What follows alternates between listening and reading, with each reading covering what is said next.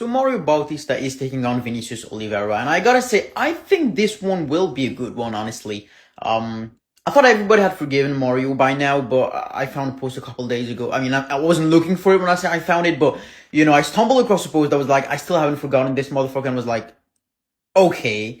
I thought we would pass this, but look, apparently not.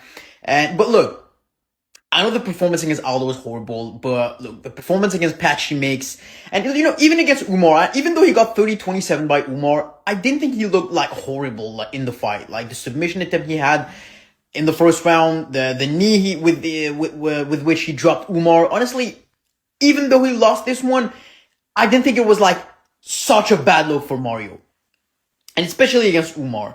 So yeah, even with the loss in his last fight, I still think he.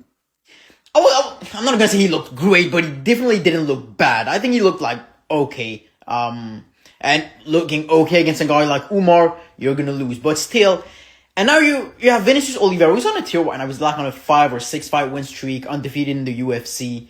I didn't pay attention to his last fight, but I remember his fight against Said Nurmagomedov, which was a win. Wasn't impressed with the performance. But overall, it will be interesting because he's never been knocked out. He's only been knocked out. He never lost a decision, never been submitted.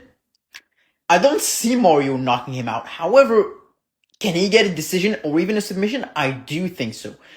I'm leaning towards Mario on this one. Albazi and Horiguchi are the co-main. Again, it was so good to see Horiguchi back in the UFC in his last fight. And the win he got, against Tagir Ulanbekov, the performance was incredible.